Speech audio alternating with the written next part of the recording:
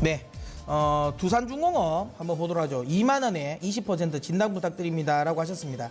사실 근데 두산중공업 같은 경우도 어찌 보면 이제 뭐 수문은 아니죠. 최근에 많이 올라왔었으니까. 그러니까 이 종목 역시도 대북 관련주로 포함이 됩니다.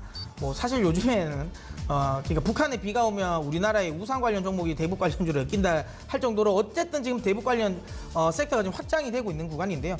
두산중공업 같은 경우는 저는 개인적으로 그런 생각을 합니다. 최근에 보시면 그 신재생 에너지와 관련된 종목들이 대북 관련주로 엮여서 가지 않습니까? 근데 오늘 좀 급락이 나왔죠. 그러니까 뭐 풍력이라든지 태양광이라든지 이런 것들이 지금 대북 관련. 그러니까 왜냐면 뭐 김정은 지금 뭐 위원장도 그렇고 우리나라 이제 문재인 대통령도 일단 북한 쪽에서 뭐 신재생 에너지 관련 부분에 있어서 좀 투자를 하겠다라고 이야기를 하긴 했지만 제가 이야기 드리는 건 그겁니다. 뭐냐면 이거죠. 신재생 에너지를 지금 그러니까 신재생 에너지란 그겁니다. 전력이 어느 정도 좀 이제 쓸만한 쪽에서 이제 이거를 노후화된 뭐 쉽게 말하면 화력 발전 이쪽을 계속 바꿔나가는 과정에서 신재생 에너지를 투자하는 게 맞는지 지금 북한은 그게 아니거든요. 지금 북한 쪽은 전력이 굉장히 부족합니다. 그럼 굉장히 부족한 상황에서 신재생 에너지로 이 부분을 많이 할 수 있을까요?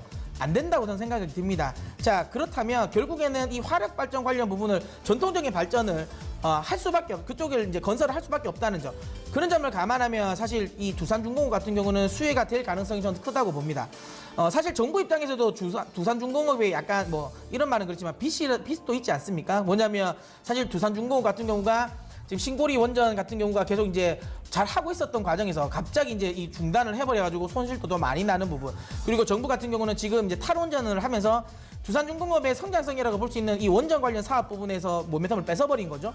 자, 그런 부분에서 있다면 만약에 이제 이 화력발전소와 관련된 모멘텀이 생긴다면 그쪽과 관련된 부분에서도 저도 이제 조금은 힘이 쓸 것 같고 다시 한번 이야기지만 뭐 그렇다고 해서 이 종목이 남북 경협주 내에서 가장 대장 섹터로 연출될 가능성이 크다고 생각은 하지 않습니다. 하지만 지금 정도 가격대라면 올해 실적 턴어라운드가 기대가 되고 두산 엔진과 관련된 뭐 흡수합병 뭐 이쪽 관련 이슈도 좀 있는 부분이 있고 그 다음에 밸류에이션적으로도 그렇게 무리가 가지 않는 구간에서 실제로 북한 전력과 관련된 부분에 있어서 수혜가 될 수 있는 종목이라면 저는 지금은 들고 가셔도 된다고 봅니다.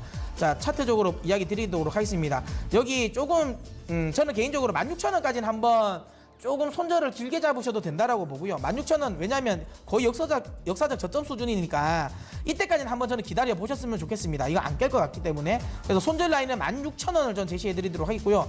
이 손절 라인 16,000원을 이탈하지 않으면 23,000원 수준까지의 반등은 충분하다고 보기 때문에 목표가는 23,000원을 제시해 드리도록 하겠습니다.